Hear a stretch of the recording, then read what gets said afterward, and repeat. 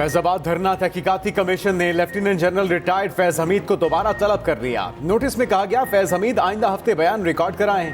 फैज हमीद को तलबी का नोटिस वजारत दिफा के जरिए भिजवाया गया।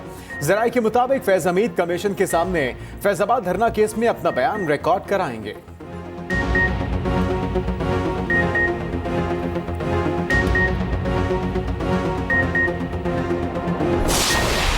निगरान हुकूमत की जेर निगरानी खौफनाक निज़ाम चल रहा। क्या हुकूमत इंतखाबात को डीरेल करना चाहती है?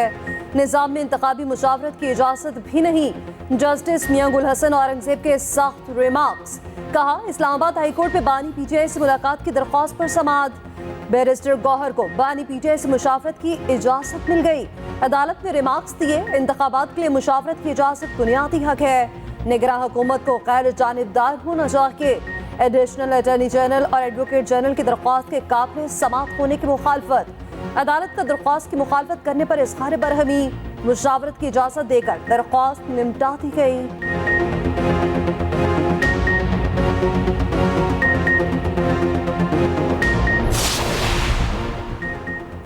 शहबाज शरीफ के कराची वालों से इंतखाबी वादे। कहते हैं 8 फरवरी को कामयाब करवाएं। कराची से पानी का मसला खत्म कर देंगे। मेट्रो बस ऑरेंज लाइन पहले कराची बननी चाहिए थी। इंशाल्लाह कराची में ट्रैफिक ट्रांसपोर्ट का मसला हल कराएंगे। शहबाज शरीफ का NA 242 के कारकुनान से खिताब। कहा 2018 में बदतरीन धांधली के जरिए डब्बे बदले गए, मोहरें लगाई गई, RTS बिठाया गया। जाली तरीके से चंद हजार वोटों के जरिए मुझे कराची से हरवाया गया। बड़े हौसले और हिम्मत से 16 जमातों को चलाया। मजीद बोले हमारी जमात को दीवार से लगा दिया गया था। जहां सियासी इस्तेहकाम न हो वहां मुआशी इस्तेहकाम नहीं आ सकता। लागू होता है जिसको उसके सामने उसकी बेटी को गिरफ्तार किया जाए। लाडला वो होता है जो 3 दफा वजीर आजम बना, उसको हथकड़ियां लगाकर पूरी दुनिया के सामने रुसवा किया जाए। लाडला वो होता है जिसने तनख्वाह ना ली हो, ब्लैक डे के तौर पर वो दिन मनाया जाएगा जब नवाज शरीफ को सजा दी गई। लाडला वो होता है जो अदालती हुक्म के बावजूद भी अदालत में पेश ना हो। सिंध में सियासी जोड़ तोड़ के लिए शहबाज शरीफ के कराची में डेरे। MKM क़यादत से बड़ी बैठक। सियासी इत्तेहाद पर तबादला ख्याल। मुत्तहिदा ने इख्तियारात की निचली सतह तक मुंतकिली का मुतालबा दोहराया। शहबाज शरीफ ने MKM मरकज के बाहर मीडिया से गुफ्तगू में कहा कि आज भी साजिशें उरूज पर हैं। कुछ कुव्वतें पाकिस्तान को सियासी और माशी इंतशार में मुब्तला देखना चाहती हैं। 3 बार के वजीर आजम को हथकड़ियां लगाकर दुनिया के सामने रुसवा किया गया। लाडला वो होता है जो अदालती हुक्म के बाद भी पेश ना हो।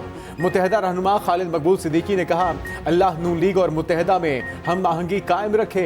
अदम एतमाद की तहरीक के बाद MKM से रिश्ता मजबूत हुआ। सियासी जमातों में जहनी हम आहंगी सबसे बड़ी शर्त है।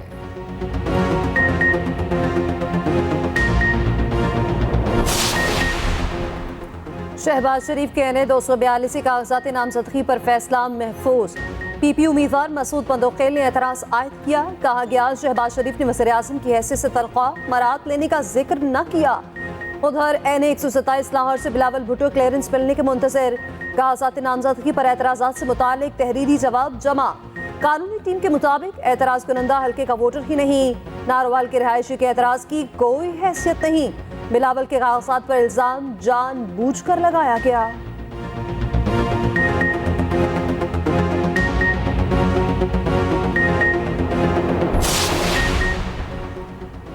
Election commission PTI intra party इंतखाबात पर नजरसानी अपील दायर करेगी। जराये के मुताबिक इलेक्शन कमीशन की कानूनी मुशावरत मुकम्मल। पेशावर हाई कोर्ट का फैसला चैलेंज करने का हतमी फैसला कर लिया। कानूनी टीम ने हुकाम को राय दी। पेशावर हाई कोर्ट ने इलेक्शन कमीशन को सुने बगैर फैसला दिया। पेशावर हाई कोर्ट का सिंगल बेंच का फैसला इंसाफ के उसूलों के मनाफी है।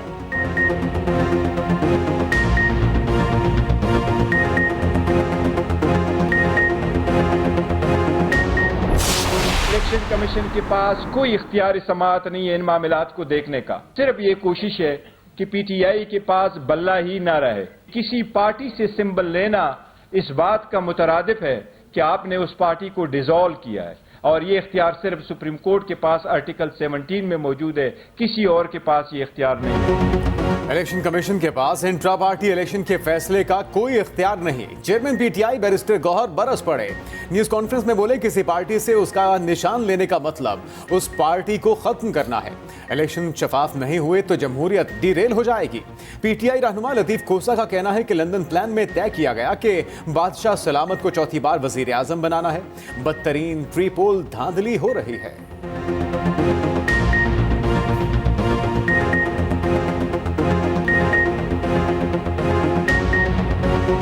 कल को शेर की बारी आ सकती है, परसों तीर की बारी आ सकती है, तो ये कब तक खेल तमाशा आप करते रहेंगे? मुल्क की जमहूरियत के साथ खिलवाड़ करते रहेंगे। और अब जो कुछ हो रहा है ये जमहूरियत का जनाजा निकालने के मुतरादिफ है। खुदा ना होश के नाखुन लें और मुल्क को आगे चलने दें ताकि मुल्क जो है अवाम का है।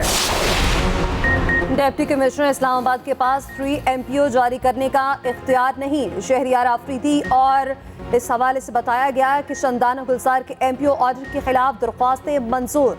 इस्लामाबाद हाई कोर्ट के जस्टिस बाबर सत्तार ने महफूजशुदा फैसला सुना दिया। रिमार्क्स दिए 3 एमपीओ का इख्तियार सिर्फ वफाकी काबीना के पास होना चाहिए।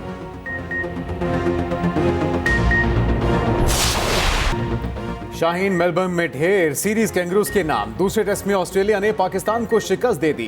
317 रन के ताकुब में कौमी टीम 237 रन पर ढेर हो गई।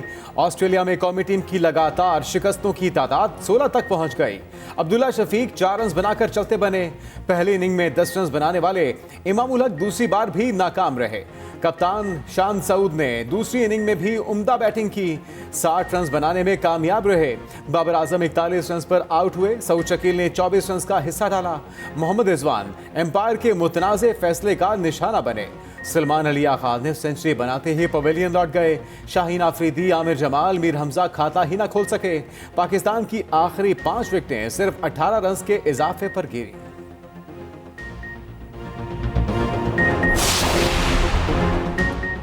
टीम डायरेक्टर मोहम्मद हफीज कौमी क्रिकेट टीम की कारकर्दगी से मुतमईन। मेलबर्न टेस्ट हारने की वजह एम्पायरिंग और टीवी टेक्नोलॉजी को करार दे दिया।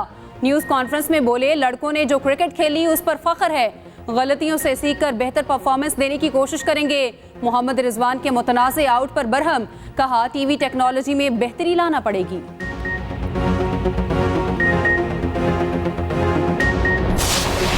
पार्टी को पंजाब में इलेक्शन लड़ने पे वेलकम करते हैं, उन्हें लड़ना चाहिए, हमें खुशी है। मेरा ख्याल है उन्हें भी खुशी होनी चाहिए कि हम भी यहाँ पे अपने हम ख्याल दोस्तों के साथ मिलके सीट एडजस्टमेंट की एक कोशिश कर रहे हैं। वक्त आ गया है कि तमाम सियासी कुव्वतें मिलके आवाम की मौसर तर्जमानी करें। सिंध को और ख़ास तौर पे कराची को और सिंध के जो शहरी और देही इलाके हैं उनको उसका हक दिलाया जाए। एमकेएम के साथ सीट एडजस्टमेंट पर बात चल रही है। जल्द रास्ता निकल आएगा। लीगी रहनुमा ख्वाजा साद रफीक की मीडिया से गुफ्तगू। कहा सिंध में जीडीए और जमात इस्लामी के साथ सीट एडजस्टमेंट करेंगे। पीपल्स पार्टी और हमारा तरीक़ाकार मुख्तलिफ है। पीपी को पंजाब में इलेक्शन लड़ने पर वेलकम करते हैं। सिंध में लूटमार का बाजार गर्म है। वक्त आ गया तमाम सियासी जमातें मिलकर अवाम के मसाइल का हल निकालें।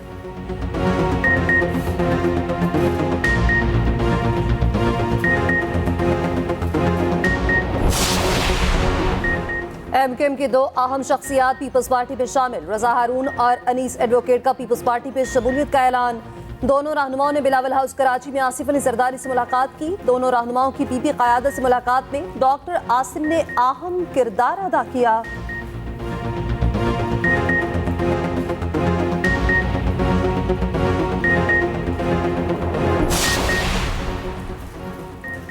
आम इंतखाबात की तैयारियां अरूज पर। सियासी चहल पहल बढ़ गई। कागजात नामजदगी की जांच पड़ताल 5वें रोज जारी।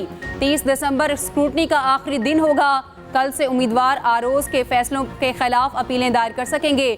मुख्तलिफ हलकों से हैवी वेट्स क्लियर करार। मखसूस नशिस्तों से मुतालिक शेड्यूल में तब्दीली। कागजात नामजदगी की स्क्रूटनी का वक्त 13 जनवरी तक बढ़ा दिया। 16 जनवरी तक अपीलें, 23 जनवरी को फहरिस्त आवेजा होगी।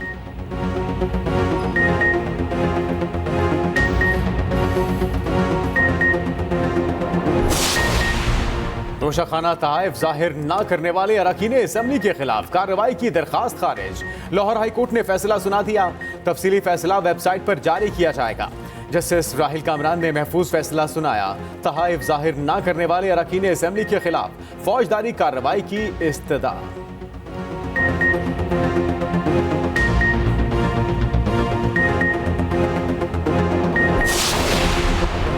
साबिक डिप्टी स्पीकर कौबे सप्ती कासिम सूरी के घर पर पुलिस का छापा। कोयटा पुलिस ने हना उड़क में पीटीआई रहनुमा के घर छापा मारा। पुलिस जराये के मुताबिक कासिम सूरी घर पर मौजूद नहीं थे। कोयटा की अदालत ने कासिम सूरी की नाकाबिले जमानत वारंट जारी किए।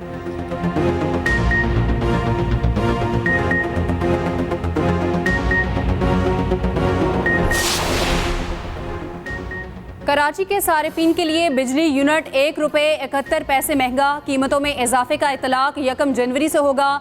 इजाफा सेमाही एडजस्टमेंट की मद में किया गया। नेपरा ने निर्ख बढ़ाने का फैसला वफाकी हुकूमत की दरख्वास्त पर किया।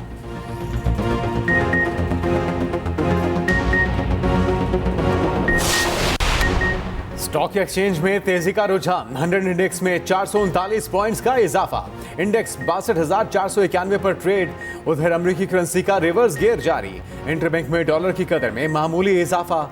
कदर ₹281.86 हो गए।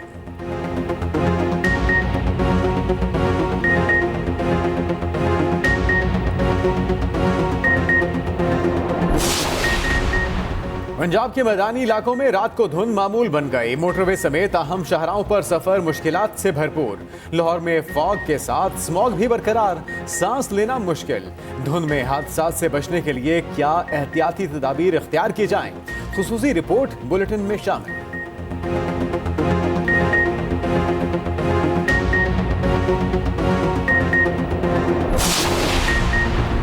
निगरान वज़ीर आला सिंध जस्टिस रिटायर्ड बाखिर से निगरान वफाकी वज़ीर तिजारत गौहर एजाज की मुलाकात। स्टील मिल्स के 1500 एकड़ पर इंडस्ट्रियल पार्क कायम करने पर बातचीत। मुलाकात में chief secretary commerce, secretary board of investment शरीक हुए। इंडस्ट्रियल पार्क की तरक्की के लिए उन्हें चाइनीज को दिए जाने पर गौर किया गया।